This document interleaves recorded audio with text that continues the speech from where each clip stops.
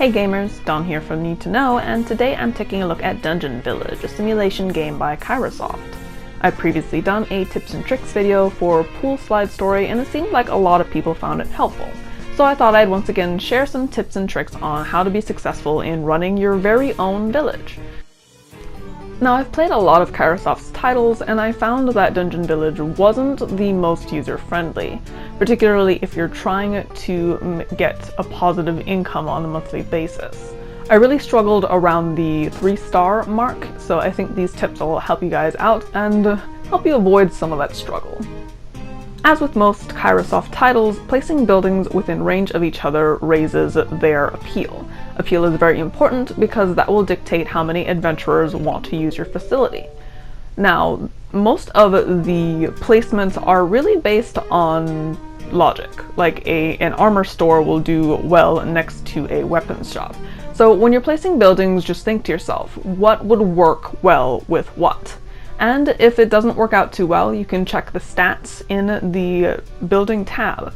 If you're not getting the appeal jump or quality jump that you want, you actually can later move buildings, so there's no sweat.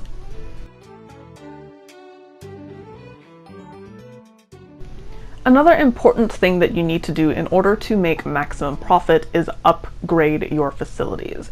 Now, the game, I feel, doesn't put enough emphasis on this. You can actually use the items that you would gift to your adventurers in order to raise the price, quality, and appeal of your facilities, and you'll want to constantly do this. As soon as the shop gets new stock, you'll want to buy some and use the items on your building. Again, these are kind of logically based. Like, if you use ham on a cafe, you'll get better results than using ham on a toy store. On that note, you'll also want to invest in your adventurers. Adventurers will eventually be able to move into your town, from which you'll be able to collect income tax, which is, of course, more income for you. More money you have, the more money you can spend on bettering your buildings and also bettering your adventurers. Gifting equipment, rather than waiting for your adventurers to passively acquire it, also has the added benefit of adding satisfaction and work to your adventurers. The higher their satisfaction, the more likely they are to move into your village. The higher their work, the greater increase in percentage of base stats they will get. For every 10 points in work, they will get a 10% increase in their base stats, which means if you have 60 work, then they will have an additional 160% increase in their base stats.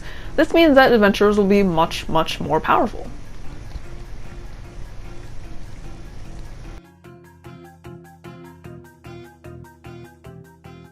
Adventurers will find new equipment while exploring dungeons. These are then added to the shop so that you can buy them or they can buy them. As they gain experience, they'll actually level up, and mastering classes gives you a passive boost in stats, so it's worthwhile to continue to change classes.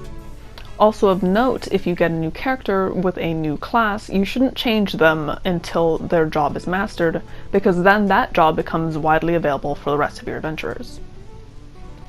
Utilizing these tips, you should never have issues with the random monsters roaming outside your village or the boss monsters that will show up once you gain enough popularity. Another way to unlock new and powerful equipment is through your cauldron. By throwing in random items, you can get the elements fire, ice, lightning, and dragon. I usually threw in items that were yellow in background or pink. Pink items were made specifically for getting magic points from. Yellow items usually are used for selling to get gold, but the return was better by sacrificing them to the cauldron.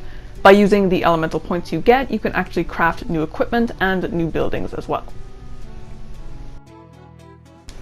Medals, which are awarded for having a popular village, are a great way to raise base stats. A medal will give your adventurers a huge boost in both satisfaction and work. So it's good to give them to adventurers that you're trying to build up.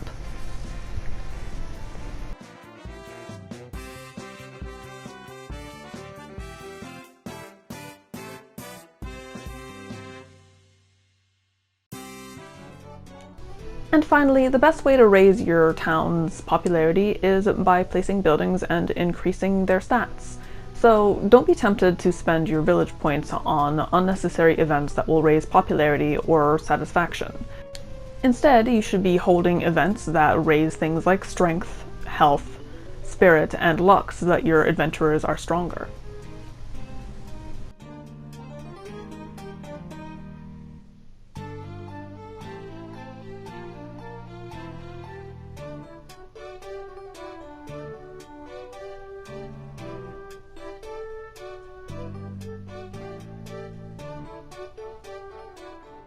And with those tips and tricks, you guys should be well on your way to having a 5-star village. Even if you don't manage to get to 5 stars within the time limit, which happens to be 16 years, fear not, because the levels of your buildings carry over to the next playthrough, making it a little easier to get a profit. If you have any additional questions, of course, let me know in the comments below. Thank you for watching. Make sure you thumb up the video, share it around, subscribe to Need to Know Gaming, and as always, stay in the know.